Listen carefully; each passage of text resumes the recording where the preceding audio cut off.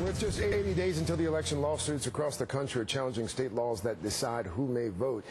And there's special urgency in the swing states where Republicans fear voter fraud, but critics say that the laws keep mainly minority voters from turning out. 25% of blacks and 19% of Latinos do not have the proper ID to vote. Joining me right now, Leila McDowell from the Advancement Project, the group, one of the groups working to challenge many of these cases. Good morning to you, ma'am.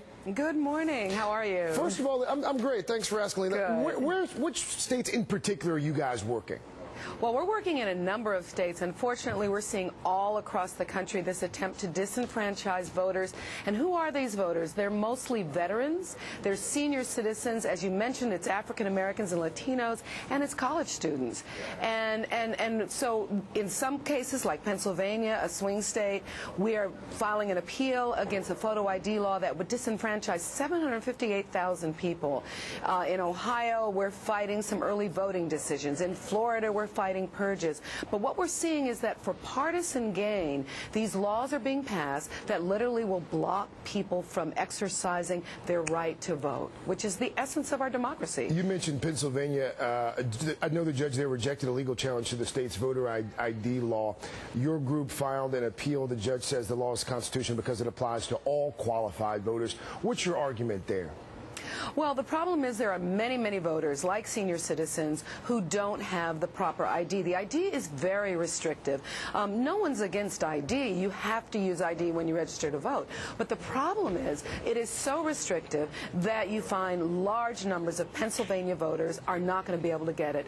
The offices where you have to go to get this ID in 13 counties are only open one day a week. In 9 counties, they're closed. They don't have one at all. So 35% of the voters don't even know that this law exists. If you live in a city, you may not have a driver's license. Yeah.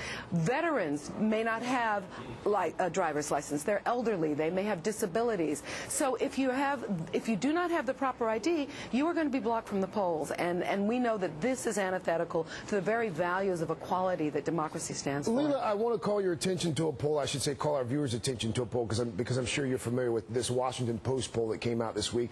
And it shows that 74% of folks, when asked, think that voters should have to show a photo ID. 23% disagree with that. Have you found public opinion hurting your efforts at all?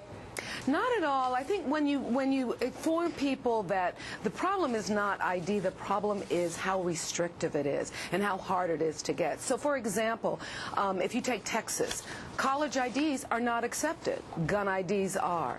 If you look in Pennsylvania, 85% of the colleges do not issue a photo ID with the proper expiration stamp that they would accept. So they've made it so restrictive that very many people are going to find that these are insurmountable hurdles that they're not going to be able to overcome in order to vote. And that's wrong. I mean, that's the one day that we are all equals, when we can have our equal say in the voting booth. Leila McDowell, the Advancement Project. Leila, thank you so much. Appreciate your time. Have a great weekend. Thank you. You too.